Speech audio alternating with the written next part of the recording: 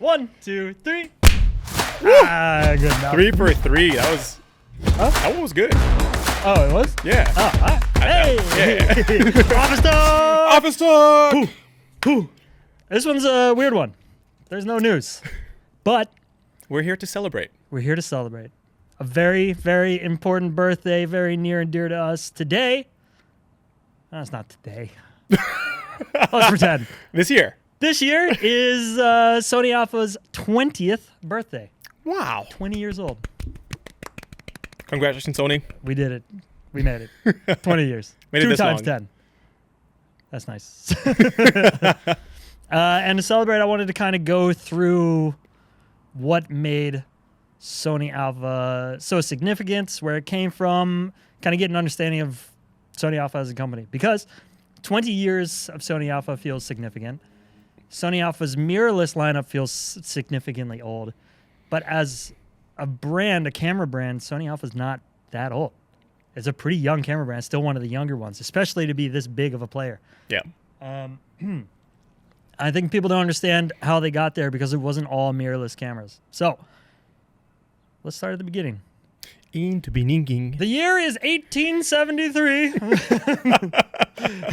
Peak. A small Japanese photography accessory manufacturer Oh, by the name of Konica has just started. interesting. So, Konica makes Tokyo photography-based photography materials.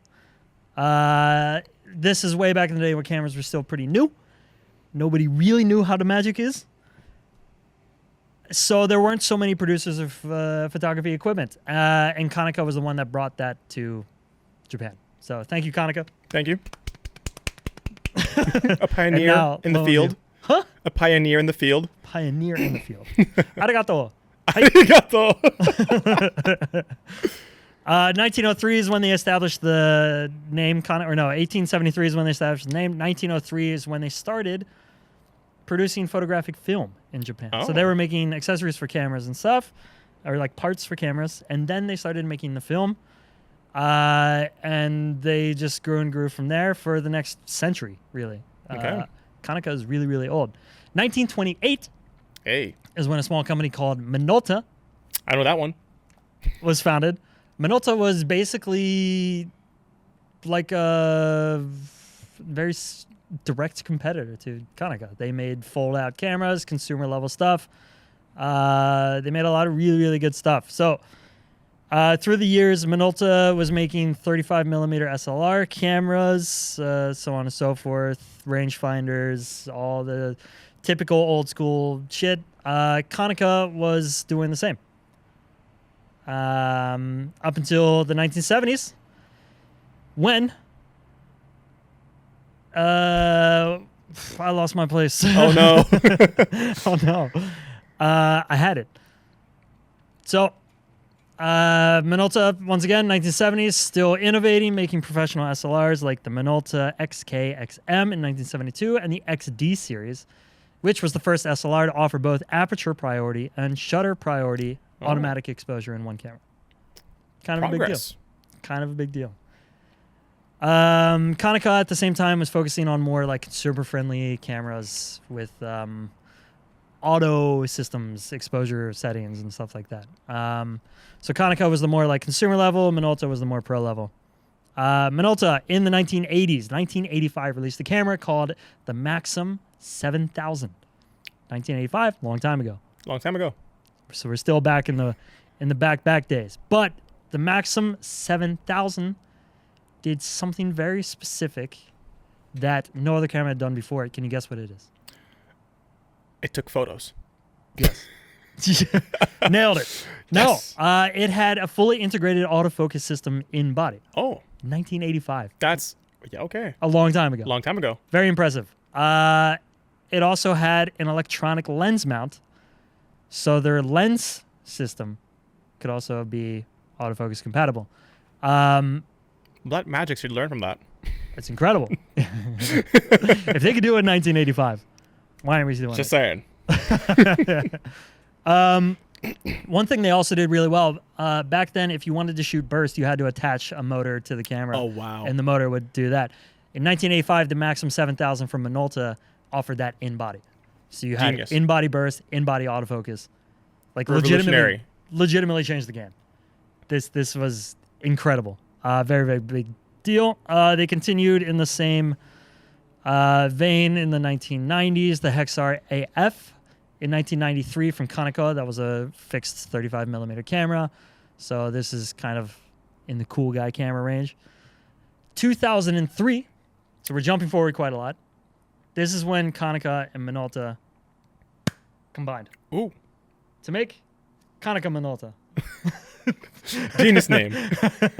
By the way, I don't know if I'm pronouncing. I've never heard anybody say these out loud, so I'm just, improvising. That was a big deal. 2003. Very nice. That was the birth of, like sensor shift, image stabilization, interchangeable lens, DSLR. Yeah. Same, all the same shit. In 2006, 3 years later. That's 20 years ago. That's 20 years ago. He's doing the math. I'm doing the math. He got his thinking hat on. They said, fuck this. This shit's really hard. Canon is making cool shit. Nikon's making cool shit. We can't do this anymore. Konica Minolta out. Peace. They sold off their system, including the Alpha lens mount, all the autofocus patents, everything like that. They sold it off to Sony. Sony said, let us try. So back then, it was an A-mount lens system.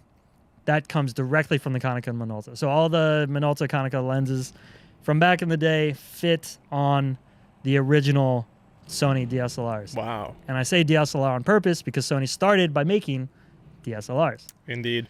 That's when they announced the Sony A100. Congratulations, Sony, on making your first Alpha camera. Announced 2006, produced 2006. 20 years ago. I surprised myself with that one. Yeah, it was announced April 20th. Just Blaze. Hey, they really knew when to drop things. Yeah. 4/20/2006, they announced the A100. June 5th, they started producing and releasing into consumer hands the A100. A100, 10 megapixel APS-C, in-body image stabilization, inherited Minolta A-mount lenses. Had autofocus. Pretty useful little camera. Yeah. But still APS-C. Disgusting. Ew. They produced that for a full year until 2007 when they released the A700. Ooh. Also APS-C, 12 megapixel, CMOS, magnesium alloy body. Kind of sick. Strong, lightweight. Nice. So we're getting somewhere. Sony at this point still hadn't made kind of a name for itself. They're just making cameras for the sake of making cameras. They have this brand, whatever, let's just make them. I don't know if these were selling very well, but they weren't really competitive with what was going on at the time with other brands. Until 2008. Thank you, Obama. The housing crisis tanked. No, that had nothing to do with this. In 2008, Sony released a camera called the A900. Damn. This was Sony's first full-frame DSLR, 24.6 megapixels, Hey. and it had the largest optical viewfinder of any DSLR at launch. Okay. Cool. Already pushing the bar forward. This is what qualified as innovation back then. It was a stagnant time in cameras. It's a bigger viewfinder. Yeah, I mean, this camera was sick. This camera didn't get the praise that it deserved because there was a lot of big things happening at Canon, like the D1X, and Nikon had the D3X, right? I forget. But the I was still but a baby back then. Yeah. Well, child. I was 18. Dude, I was old as shit. In 2009? In 2008? 2008, yeah. I was old as shit. I was going to college. 12. Oof. It's rough. No, I was 11. Oh. Not even a teenager. Damn, I was old. That was a problem. Regardless, I still didn't own a camera. I was watching from the outside. What's his name? Nigel from America's Next Top Model. Wow, that is... He was like their in-house photographer, also judge.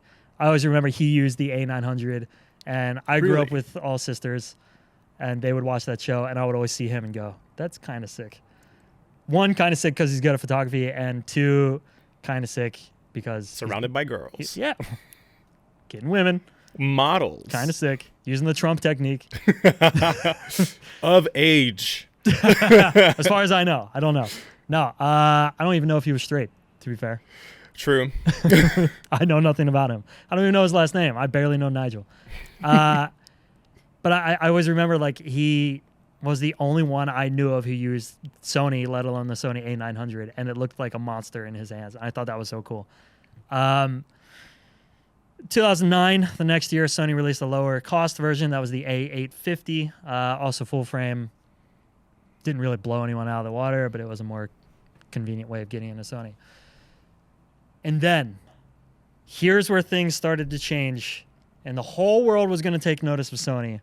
In 2010, Woo! Great just year. 16 years ago, I was 20 years old. Damn. Sony releases a camera, two cameras, the A55 and the A33. This is the first time, one, that they've used only two numbers. Everything was A900, everything Right. was 100. Now they're going to two numbers. Don't know why. Less number, the better. Seems important in my mind. Don't know. Less number, not the better, because the A55 was the higher version, the A33. But what made these significant is they weren't DSLRs anymore. These Sony branded as SLTs. So SLR, Reflex. reflex, T, T-flex. translucent. Oh. T-flex. Tyrannosaurus flex. Translucent. Translucent. So here's where Sony started to get crazy with it. Sony was making cameras where the mirror, instead of having to flip up, so the way cameras were, I'm going to use this. I'm going to spoil a little bit of the future of this, whatever we're doing right now. Up here in the top of a DSLR is the autofocus system. It's a sensor that controls autofocus and would pass imagery to the viewfinder. So now I can see. The way it would do that, because it's not pointing through the lens, it's pointing above the lens, is that there is a mirror, a series of mirrors that would send the image from here. Oh, thank God there was a cap on there. I didn't think about that. It would send it here and then up and then in. Yes. So a little bit of light would hit the autofocus and a little bit of light would hit your eye so you could see what's going on. when you But take a every time you picture- would take a picture, that would have to move out of the way. So the sensor, which is deep in the camera, you can see there, that sensor, for it to get light, the mirror would have to get out of the way. Sony said, you know what? That mirror shouldn't have to get out of the way. We're going to make that mirror semi-translucent. 70% of the light is going to go to the sensor, and 30% of it's going to go up at all times to the autofocus Wow. sensor. Crazy. Crazy. Crazy. Things that this enabled. Faster. Shooting, yeah. Huh? Faster shooting. Faster shooting because the camera doesn't need it. Yeah.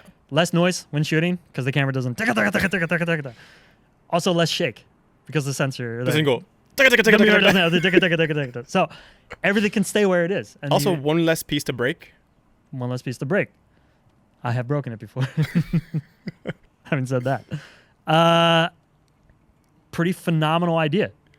I do have a question. Yeah. Does that also mean that because you are missing Yes. 25% of light, Yes. 30.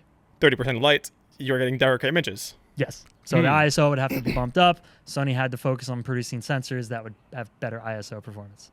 So kind of a detriment, but at the same time, a necessary step to get to where we are now. Innovation. I don't want to spoil anything, but cameras now are pretty sick. Mm-hmm. Kind of in part thanks to the SLT technology. So A33, which, fun fact, is my first camera. First Sony camera or first camera ever? First camera ever. A33. So you've been a Sony shooter like for day one. Day one. Wow. Always been on Sony. Never. You chose a house and you stayed in it. Yep. Couldn't afford not to. The sorting hat really picked it well. It seemed like a good idea because I didn't have to switch over brands. Sony seemed like it was actually trying shit, and I was like, if they're going to try shit, I kind of want to be on board with that. Seems like Yep. a fun idea. I didn't fully understand what the technology meant at the time, but now that I look back, kind of a smart move. Also kind of a bad move because, spoiler alert, they changed the lens mount system and I had to buy all new lenses. Yep. So this was still a mount. We're still on the Konica Minolta. And this camera arguably has the best screen ever. Or Yeah. screen mounting system. We're not there yet. We're not there yet. Let's get there. 2011, they upgrade the A33 and the A55 to A35 and A65. And then they add another camera, the A77, and that becomes the flagship. 2012, they upgrade to the A37 Hey. and A57. These numbers don't make any fucking sense. Don't make sense. No sense. There's no rhyme or reason. And then they add a full frame version of the camera, which is the A99. Wow. The A99. This is the A99. No, this is just the A99. That's sick. Wow. That's cool. I still have that. This was my first like camera as an ambassador with Sony. This is the You first started thing- off as an ambassador? Huh? You start no? No. I started with the A33 Okay, yeah. 2 okay. years before that, and then I just said, "Come on, give it to me." And eventually they're like, "Yeah, okay, here you can borrow some shit." This one I think I bought with my own money, if I remember correctly. But this was the first time that Sony was starting to recognize me. This camera, it totally ruled. Yes. And like you teased, part of it is the screen. So the screen starts flush with the body, protected. Folds down. There's the screen. Twist, folds back up. Now you have a screen. I don't know if you noticed, but in between, there was a lot of moving and twisting. Yes, sir. That's because the screen rules. Oh. Look at this. Oh. Look at that versatility. The tilt. Crazy. You can tilt for selfie mode. Look at the selfie mode. Look at that. Above the camera or below the camera. I don't understand why they went away from that. Depending on how you want to shoot around a corner. Boom. Look at that. You shoot around a corner. That I is can take insane. pictures. Phenomenal. And I think the most important part, at least for me, is that the screen doesn't get in the way of your cables. True. All the cables here on the side. Boom. Yeah. And with all the cables open, boom. Look at Oh, beautiful. Cable doors open, screen, doing gymnastics. I got a little heart from that. What a great camera. Dude, it's just like the feel of this camera. This thing is, it feels like a tank. It's impressive. Let me look up the specs. This is what the FX5 should have in terms of screen. Dude, this is what everything should have. I have a feeling it broke quite a lot. Sony A99 specs. Let's see. I don't remember any of it. DP review. They're trustworthy. 24 megapixels. Full frame sensor. On-chip phase detection autofocus. Don't know what that means, but okay. Those were words. Fixed mirror design SLT. We explained that. 14-bit raw output. That was big at the time. That was important. ISO 100 to 25,000. Also big. With autofocus, 6 frames continuous shooting. Okay. Not great. It's lacking a bit, but That's kind of the file size. But in cameras similar to that, you were getting up to 12 frames per second with Sony. right. That was because you didn't have to every time you shoot. So, yeah, another innovation. Microphone, headphone sockets, top panel, LCD. That introduces this. The SLT introduced the electronic viewfinder. Suddenly, you weren't looking optically through the photos. You were looking at a screen that was looking through the lens for you. So it's not like a rangefinder where you're looking and then it's kind of like an approximate. Slightly off, yeah. This is actually going through the lens, but it's being fed in real time electronically. Wow. The first iterations of this weren't that good. They're a little bit slow, kind of laggy. But fast forward to now, spoiler alert, Pretty good. everybody doing it. It also means you can put a heads up on it. You can change things looking through camera. And once again, spoiler alert, it allows for blackout-free shooting with autofocus further down the line. Phenomenal thing. Where am I? Oh, no. The Sony A77 could do 12 frames per second. Super fast for its time and its class. Yeah. The electronic viewfinder also allowed for focus peaking. That was the first time anybody could do that, right? Because you couldn't overlay anything to make sure you're in focus. It also allowed for like a histogram, auto focus or like the manual focus magnifier where it zooms in whenever you touch so on and so forth. And it allowed for live previews of the final photo when you're looking through the viewfinder. So you could see the final photo before you shot anything. It was a cheat. It was a phenomenal idea. Super, super cool system. And which year was that release? 2012. 2012. But the tech was 2010. So 2010 was the first time they did that with the A33 and the A55. Blew everybody's mind. Everybody who used cameras from before that were like defensive. Oh, yeah, but it's so slow and so on and so forth. Yeah, but you're not seeing the future vision. This is going to be insane. Then they innovated a little bit until 2016 when they released the A99 II, which was the second version of that. That, I think, was the official first camera I got as an ambassador from Sony. So nice. We're talking 10 years now with Sony. Disclaimer, I am a Sony ambassador. We're gonna put that wherever I want in each film. I am a Sony ambassador. It doesn't mean that I'm paid to say anything positive or negative about Sony. It just means that Sony helps me out whenever I ask for gear. And I am not an ambassador. So Adam can be honest. Take everything I say with a grain of salt. But I like Sony because it was the first brand that I invested in. First love. So, moving on. 2016. Big year. Big year. A99 II. But we're jumping ahead. We are. Let's go back to 2010 again. Like I said, 2010, Sony releases the SLT technology. Mirror doesn't need to flip up because light can go through it.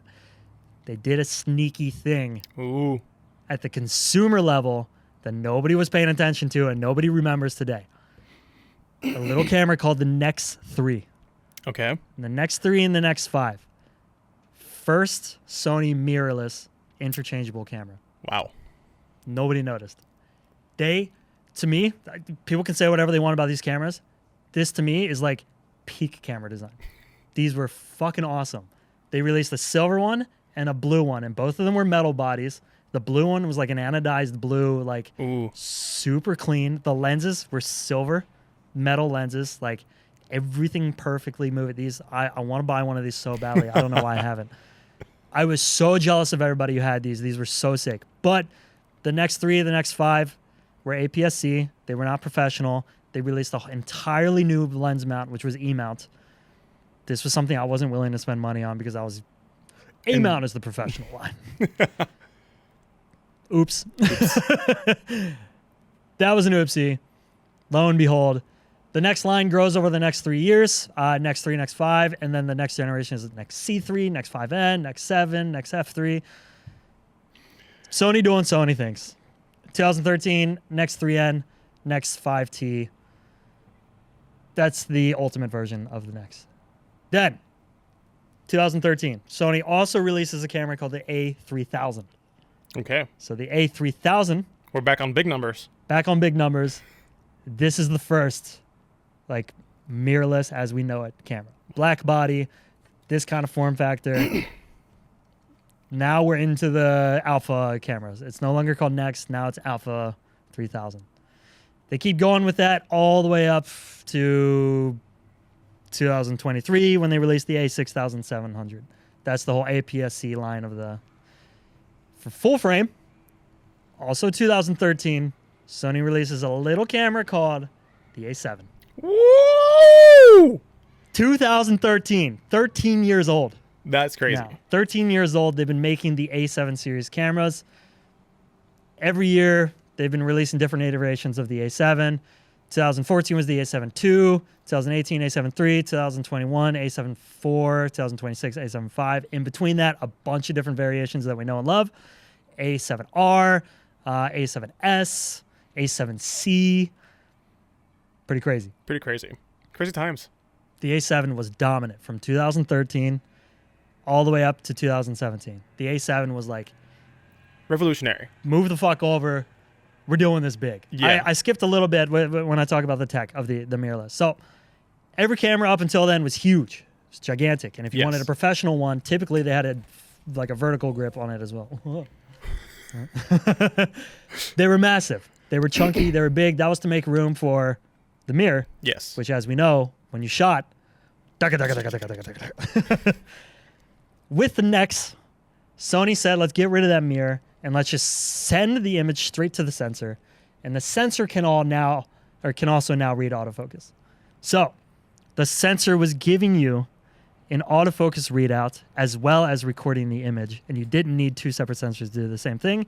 It meant you could shoot way faster, way more convenient, and it meant a way smaller body. Yes. Type, which is the body type we use now. And it's the body type that everybody else has conformed to at the same time. This is an A7R2, I think. Tiny little thing. Tiny thing. Very thin compared to the competitor back in the day, which was the A99. That's a crazy difference. And you see, no mirror. It just goes straight to the sensor. The sensor sends some of the readout to the viewfinder. And look at this. I have an adapter for all my A-mount lenses that actually has the mirror in it. Wow. That's trash.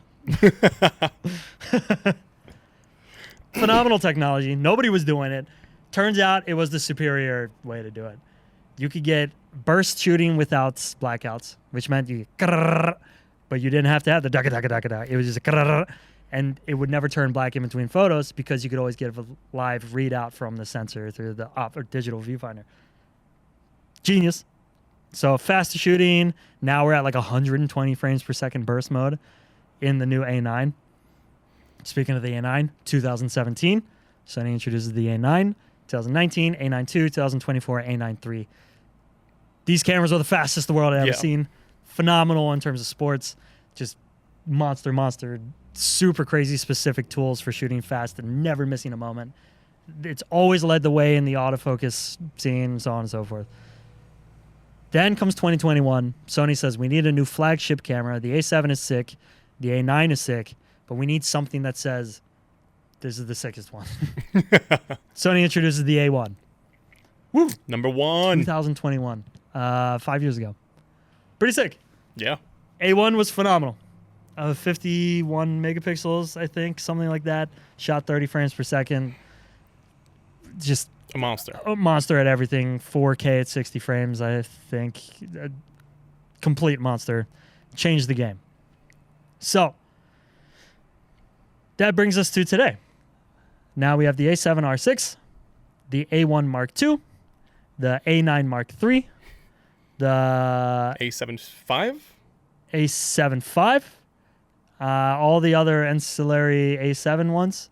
Sony no longer makes the next cameras. They don't make the A33. They got rid of the Alpha lineup or the A-mount lineup. Now, the current state of cameras is Sony. Woo. Boom. The big lessons learned here from Sony. One, nobody was willing to innovate until, what was it, when did the A33 come out? 2010.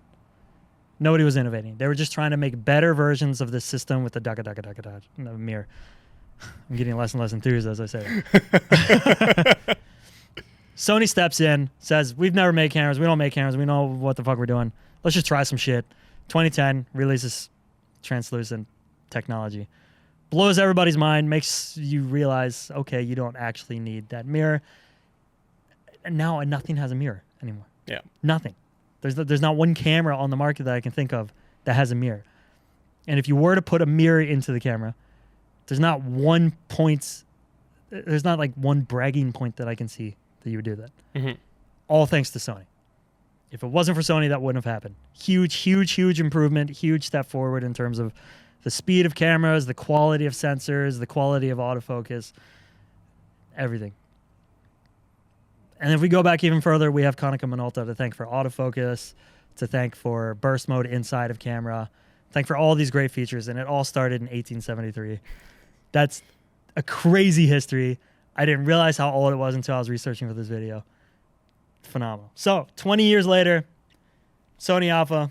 Here we are. You did it. Congratulations. You are the best.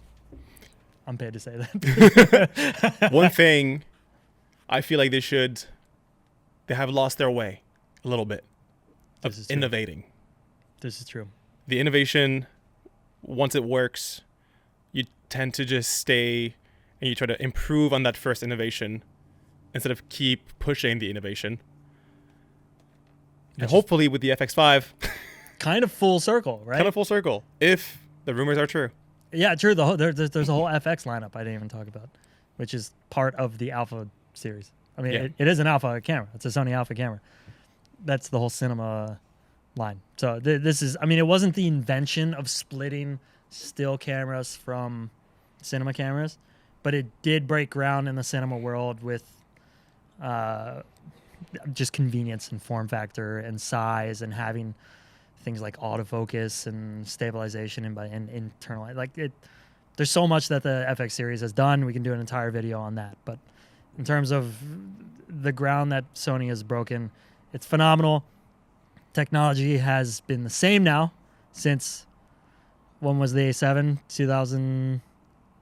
Well, no, the first mirrorless, Next 3, was 2010. Yeah. So 16 years now, we've been using mirrorless cameras.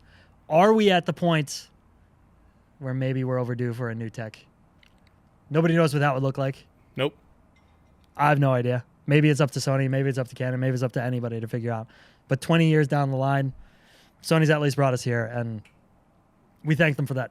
Exactly. Everybody should. Even if you're not a Sony user, you should thank Sony for making cameras more convenient, for making them better, for pushing competition.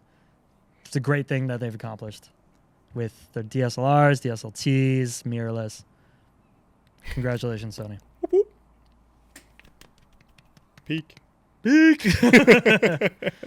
I don't know. There wasn't really a point to this video. It was more just sort of to fill people in and make them realize that the history is a little bit bigger than just the A7. Yeah. I mean, even the original A7 is kind of like, people think it's the first mirrorless, but it wasn't. Sony was playing around with other shit before that. And I think they should go back to that because the next cameras were sick.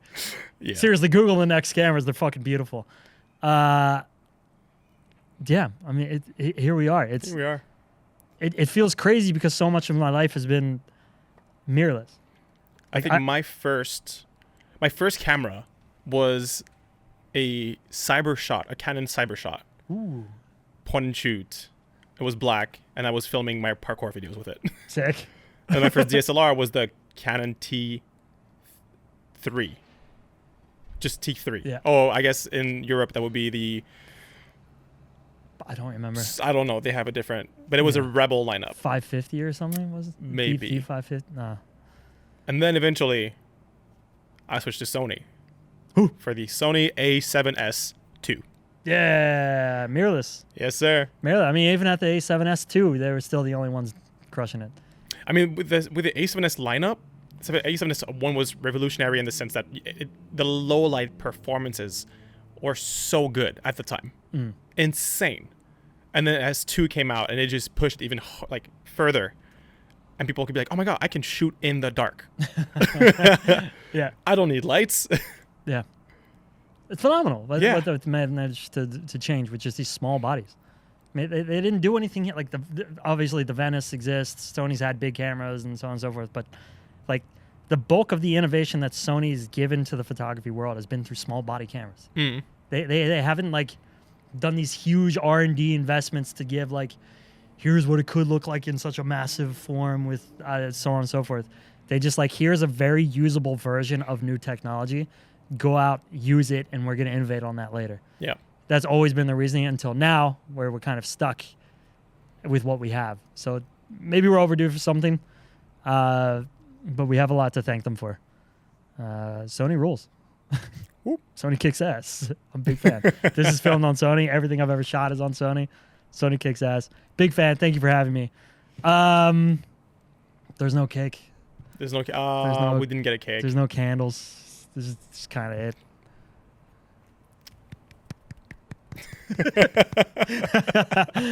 I don't know why you would, but if you like what you see, make sure to hit like, comment, and subscribe. We're happy you're here. Share it with everybody you know, including your grandmother, because she was there in 1873 when Minolta started. She'll tell you all about it. Go ask her. Old grandma. She's a very old grandma. That's on them. Thank you very much. We'll see you in the next one. Peace.